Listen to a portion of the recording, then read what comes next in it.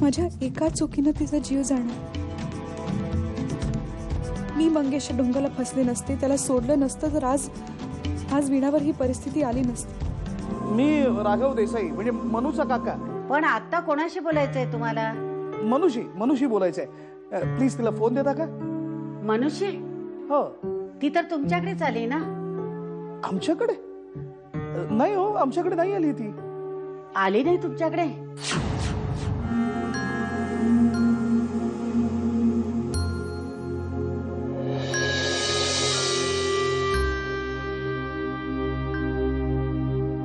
ती तुझी साधी सरळ सून मनू? हो। तिचं काय खटकलं तुला आता? अगं तिच्या काकांचाच फोन होता। अगं ती काकांकडे गेलीच नाहीये। काकांच्या नावावर कुठे गाव उंडारते ती बघ। आणि आता ती आली ना तर तिला चांगलं खडसावून विचार कुठे होती ते। आय एम सॉरी मनस्विनी, आम्ही तिला वाचवू शकलो, पण आपली कोणीतरी तर वाट बघतंय याची जाणीव नको? आशा, मी म्हटलं होतं ना कुणाचं काहीही सांगता येत नाही। आई, अगदी असंच म्हणणं नाहीये माझं। खरंच अगं असेल तिला काही महत्वाचं काम। शेवटी मंगेशने त्याला जे करायचं होतं ते केलं। मी पुन्हा हरले, मला कोंडीत पकडलंच त्याने। विश्वासघात केला माझा पुन्हा। नाही, आत्ता काहीच नको। असं रडत बसून काहीही होणार नाहीये। घाबरणं, गोंधळणं, निराश होणं बास झालं।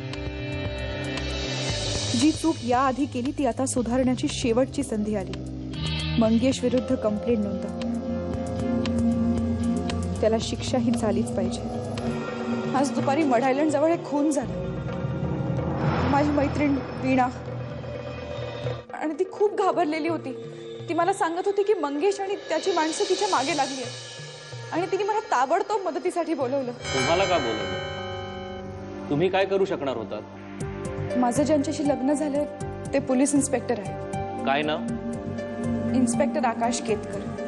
अच्छा, मग बरोबर आहे, तुम्ही एवढं डेअरिंग केलं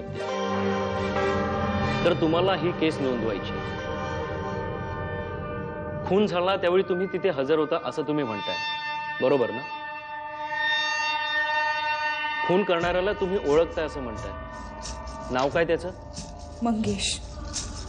मंगेश सरवदे। ती वीणा मेली साहेब। जीवा मंगेश जा। अरे काय वार केलाय वर मी। बस आता, किती मचमच करशील? सगळी कामं अर्धवट बातम्या देतोस, लाईव्ह केलं त्याच्यात तुझ नाही साहेब, या वेळेला बातमी कन्फर्म आहे। आपला माणूस स्वतः होता तिकडे, आपल्या डोळ्यानं पाहिलंय त्यानं। वीणा मेली, इन्स्पेक्टरनं स्टेटमेंट घ्यायच्यात, खेळ खलास। मंगेश सरवदे माणसाच्या रूपातला एक राक्षस आहे तो। त्यांनी प्रत्यक्ष किंवा अप्रत्यक्षपणे किती मुलींचा जीव घेतलाय हे सांगताही येणार नाही। पण कशासाठी?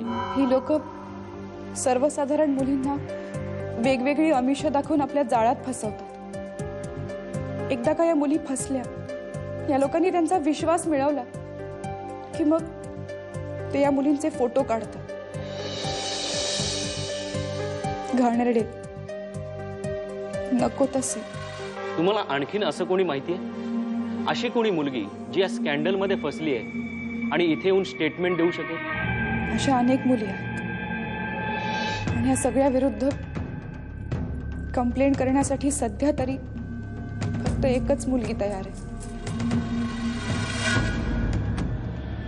आणि ती मुलगी तुमच्या समोर बसली। मॅडम, तुम्ही काय बोलताय? तुम्हाला कळतंय?